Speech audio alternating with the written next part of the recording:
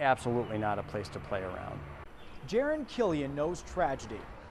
He's worked at Clay Township Fire Department now for 8 years, and he sees sudden accidents all the time. As a father, he says prevention is key. You need to watch after your kids. The kids need to have adult supervision all the time. This story isn't one that we heard about in the national news. This tragedy yesterday happened in our very own community.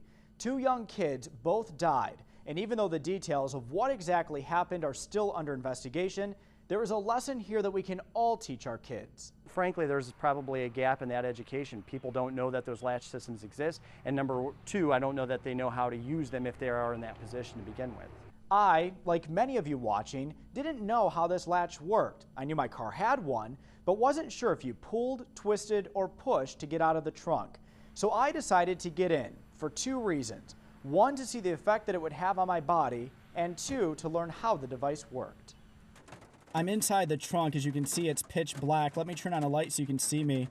My lens keeps fogging up because it's so muggy outside, so I'm sorry if you can't see me that well.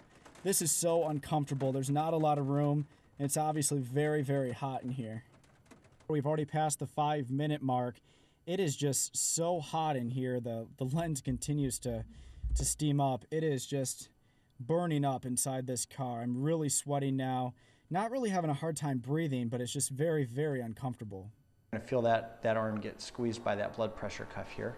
We took my vital signs before and after being trapped for 10 minutes in the trunk.